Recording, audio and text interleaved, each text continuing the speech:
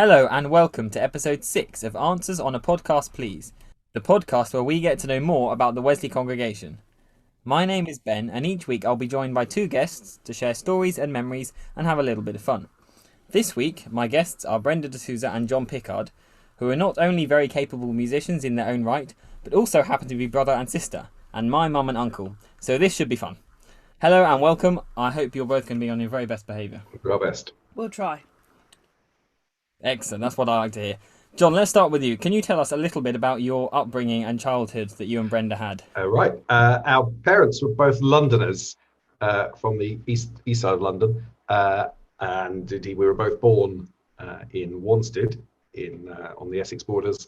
But we moved to Dorset when I was still a baby, so I have no recollection of living there. And we grew up in the countryside, fairly much in the middle of nowhere, really, in a nice house with garden and surrounded by fields and no neighbours. So it was a pretty idyllic rural childhood, really. Lots of outside, lots of playing around, lots of cycling, walking, small village school, etc. So that was it. And then we both went to schools in the nearby town, boys' school and girls' school. Great. Have you got anything to add to that, Brenda? I don't think there's anything that John's missed out. We went to the town Methodist church, where Dad was organist and choir master, and we're very much involved in that, and Mum was involved in everything going. There was always something church-wise going on. And what did your parents, my grandparents, do for a living? Well, Mum had been a district nurse until the time she got married. Her vocation, very much her calling was to be a nurse. So she was a district nurse. And then later on she went back to nursing but in hospital. And then Dad was a clerk, an accounting clerk. But he spent a lot of his time playing the organ. That was his first love. Yeah. You were telling me earlier that, and John, we'll see if you remember this as well, that occasionally in church the pew would start to shake uncontrollably. The Pickard pew. Well, yes, it did, because quite often we found something funny, and then the giggle travelled along the pew. And then until eventually my mother could contain herself no more and she joined in as well. Dad was always up on the organ stall, of course, so he was rarely sitting with us in church. But I can recall several occasions where the pew was shaking.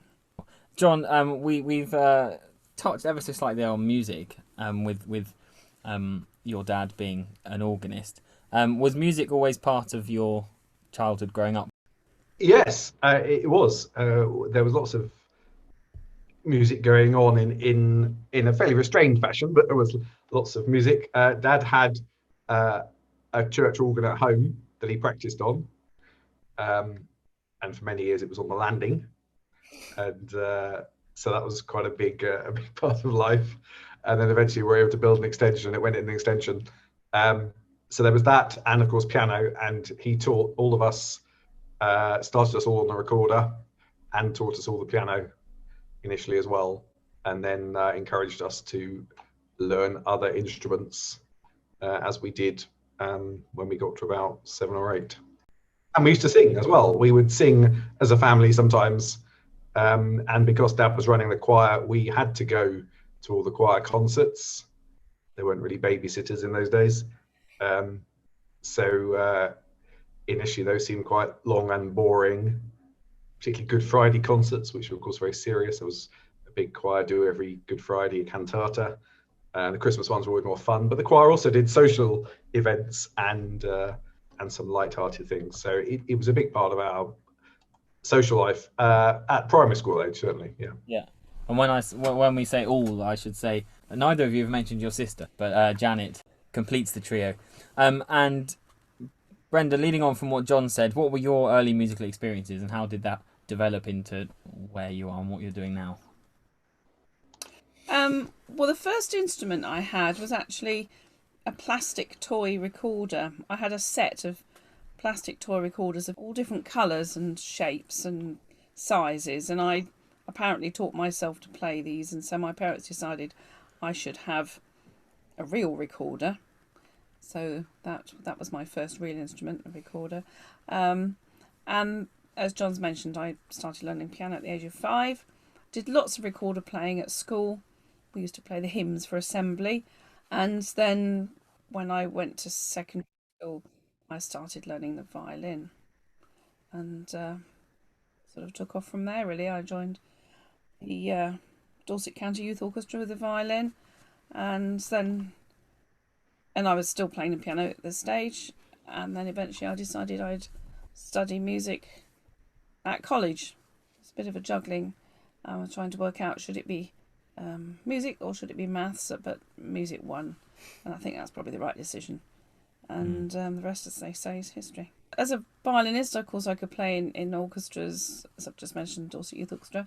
But my first experience of the MAYC London Weekends, which was an annual event held in May, run by the Methodist Association of Youth Clubs, to which our Church Youth Club was affiliated. For the London Weekend, they had an orchestra drawn from members all over the country. And I went up to Hine Street Methodist Church to audition, which was quite a big deal because going from the depths of Dorset up to London for a little audition it was quite a big thing, really. And anyway, I got in and I rehearsed and then played in the Albert Hall.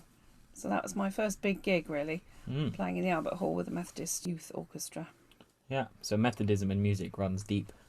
Yes. And John, you also studied music. Eventually, yes. I didn't have Brenda's natural talent as a player, so I was very keen to play the trumpet initially. I had a friend who played the trumpet, and I was very taken with it. So I did start playing the trumpet, but my teacher soon decided it wasn't really for me, and I was directed towards woodwind, and I ended up playing the oboe. For about 10 years I had lessons alongside the piano, and did indeed do the county orchestra thing as well eventually. And when it came to leaving school, I wasn't sure at all what to study. So I ended up doing a course that involved several different subjects, one of which was music. And gradually as time went on through my course, I was able to concentrate more and more on that, and ended up doing effectively 2/3 music. Fab. And part of your focus or interest in music is composition. Yes, that came very late, really, although I always quite liked the idea, but I never did any composing. It wasn't part of the school syllabus in those days at all. And it wasn't until my second year at college that we had to do a bit of composing, and I quite enjoyed it, and I was happy to be accepted to do that as an option in my final year. For various reasons, largely in fact, our dad died that year when I was 19 and my third year at university. And so to some extent, that year was a write-off academically. And at the end of the year, when I was thinking about what I might do next, I thought, well, actually, I wish I'd been able to spend a bit more time doing composing. So I decided to spend a bit more, or another year or two, concentrating on that to see where it took me. And that time sort of coincided with the advent of computer music. And so a whole new world opened up, which I got peripherally involved in. Fantastic. And although you don't live in Reading or attend Wesley regularly, you are well known in the church. And I suppose we could give you the unofficial title of Composer in Residence for your various Christmas carols that have either been written for or performed by the Wesley Choir. And you always appear at Christmas greeted very well by people at Wesley to conduct and sing in your carols. What's the story behind some of them? Well, I've over the years, after studying, I ended up working in schools and quickly realized that if I was going to write music at all, I needed to write music that could be performed by people I was working with, rather than trying to write anything more lofty. So for a long time, I've written various pieces, a lot of choral music for amateur or school choirs. So I had a few Christmassy pieces, and I wrote a couple for the choir in Shaftesbury. And then there was a period where I came to live at your house in Reading for a while. And while I was there, of course, I attended Wesley, and it was in the run up to Christmas. And in fact, I think Brenda had thought she might use one of my pieces with the choir. And because I was there, it seemed like the obvious time to do it. So we did So Cold the Night, which was sort of my biggest hit in terms of Christmas music, which I'd written 20 years earlier for a school where I was working, but I sort of rewrote it for Wesley. And it was really good fun. I enjoyed doing it, and people seemed to like singing it, and they sang it very well. And so I just took the opportunity really the following year to do another one, because it's always nice to write music knowing it's going to be performed or used. And so it just became a habit really, because I don't work in music. It was sort of an easy way of getting some music written and performed. Yeah, and we've done certainly 3 now, and there's a 4th that was written but hasn't yet been performed. Yeah. Let's look forward to that at Christmas, everybody. And Brenda, how important do you think music is to the life of Wesley, and what role does the choir play in that? Well, music is certainly a big part of Wesley. I think if we ask anybody who goes to Wesley, they'd say that music was a big thing. When I first went to Wesley, must be some 11 years ago, there was a very fine organist, and I used to love listening to the voluntaries at the end of the service, particularly on the very nice pipe organ that we have at Wesley. And in time, he moved on to somewhere else, and I started being involved with the music quite heavily. But there are lots of very accomplished musicians there, singers, instrumentalists, and then I took up a regular choir there. I started the regular choir on a very sort of casual basis, if you like.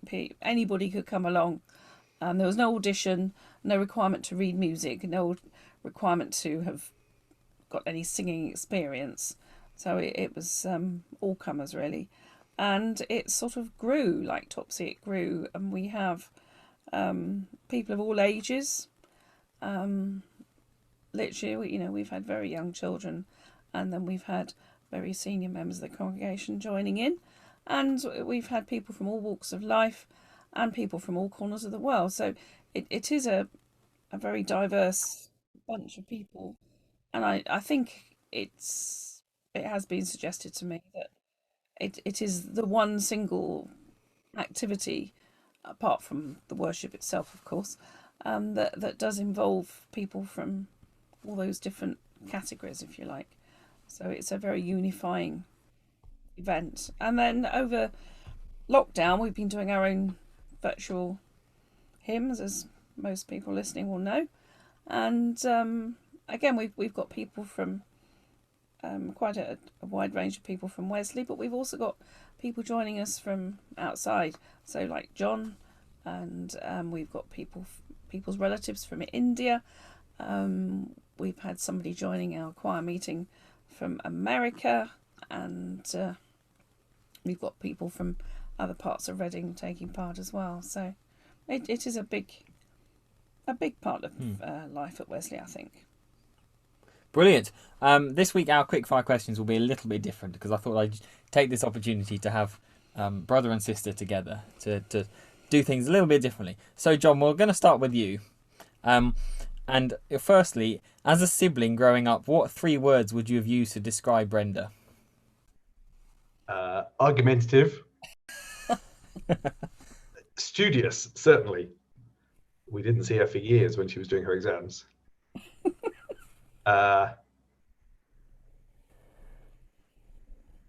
Bossy. Not as bossy as her sister. No, interesting. I was going to say, I thought I know what you might say about your other sister, and bossy was that. So it's good that Janet is still at the head of that. And what 3 words would you use to describe her now? Ooh. Well, she's still very, very busy.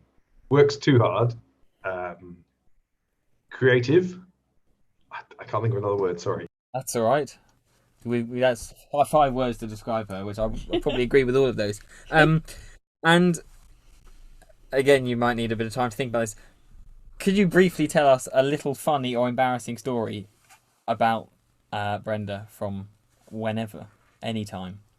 Like most families, we've always had family sayings, things that were brought up repeatedly to lighten the mood or to remind people of funny things in the past.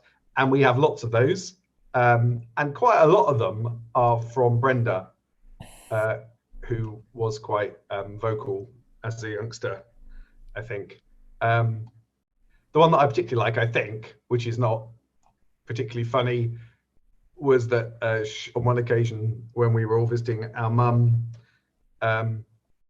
she was expecting food for some reason and came in and said, "Oh, I thought tea was being laid on." And this is now said very regularly when we're together as a family. Okay, John, what's your favourite Bible verse and why? Or book of the Bible, if that would be easier. I'd say I have two, although they're similar. One Old Testament, one New Testament. From the Old Testament, Psalm 139 is one I've often gone back to, which is the one about how God knows us before we were born. And if I take the wings of the morning and go to the furthest point of the sea, God will still be there. And from the New Testament, the end of Romans chapter 8, which is, I'm convinced that nothing can separate us from the love of God in Christ. So sort of similar, partly comforting, but partly giving strength and partly assurance and that sort of thing. Yeah. And it's good that feeling spans the whole Bible, really. Yeah. And the question that everybody gets is, what's your favourite hymn? Yeah, I thought you might ask me something. I don't have a favourite hymn. There's too many. There are so many great hymns, and it does depend on what for. Yeah. And if there were hymns you couldn't do without, two of them are two that everybody would choose, which would be "And Can It Be," which is extraordinary, particularly the last two verses, and the last verse of "Love Divine" is just extraordinary. And although we sing it all the time and it's really familiar, it's very difficult to sing that without a lump in the throat. It's incredibly powerful. "Change from Glory into Glory" is just amazing. Yeah. Modern worship songs, there are two that mean quite a lot to me, particularly, I suppose, "How Deep the Father's Love," which again perhaps connects with my Bible verses, and also the other one, which is more recent, which is Chris Tomlin's song "Whom Shall I Fear," or also known as "The God of Angel Armies," which we don't sing in Methodism, I don't think, very much. I first heard it when I was on holiday, being sung by an amazing music group. But there's a great version of it online from a chap called David Wesley, funnily enough, who does multi-tracking of his own voice. And he's not a great singer, but he does it very well. And particularly. Brilliant. Thank you very much, John. Brenda, I'm going to ask you the same questions. So as a sibling growing up, what 3 words would you have used to describe John? Well, he was always on the go, into everything. So always on the go. He was clever.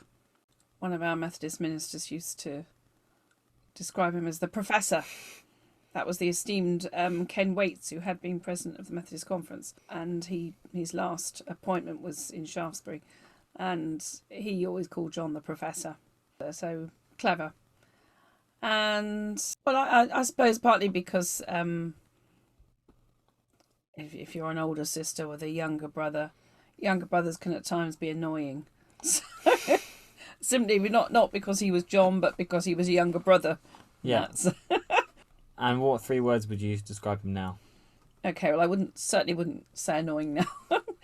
I think he's very devoted and loyal to not just to the church but to his family.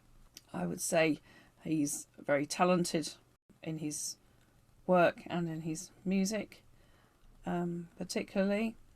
And I would say he has a good sense of humour. He has a great sense of humour, in fact. He does. I can echo that. And briefly tell us a little anecdote of John? I know that when John was very, very small, just learning to speak, he couldn't say thank you. He used to say a loddle loddle. I mean, that's something that obviously didn't last very long. But Do you still say that, John? Not so often, no. Okay. Who's your favourite Bible figure and why? I think Samuel must be up there. He had a lot to learn, and indeed learned it. So I think Samuel. Let's say Samuel. Yeah. And what's your favourite hymn? The one I say that I would like at my funeral is "Dear Lord and Father of Mankind." I think the words are just very special, and the tune is just beautiful. The usual tune is just beautiful as well. I mean, there are others, perhaps slightly older. "When I Survey the Wondrous Cross," that has really beautiful words. And John mentioned "A Lump to the Throat," that I always find the tune of that one. I have been known at Wesley to play that round about Easter time, of course, and to be looking at the music through tears, because it's the tune particularly just gets me. Yeah. So Lovely. Well, thank you, John and Brenda, for joining me. I'm sure our listeners will be eagerly anticipating this year's Christmas offering, both for John's music and for what the Wesley Choir will put together. That's actually it for this season of Answers on a Podcast, Please. Thank you for joining us. We'll be taking a short break, but we'll be back with a brand new episode on Friday the 27th of March. In the meantime, we'd love to hear from you. Do get in touch. Maybe you'd like to be involved in an episode or have a suggestion of who we should speak to in Season 2. Remember to like this podcast and subscribe to our YouTube channel to ensure you don't miss any future episodes. You can also keep up to date with all the goings on at Wesley via our Facebook, Twitter and Instagram pages by searching Wesley Methodist Church Reading or by visiting www.wesleychurchreading.org. See you soon.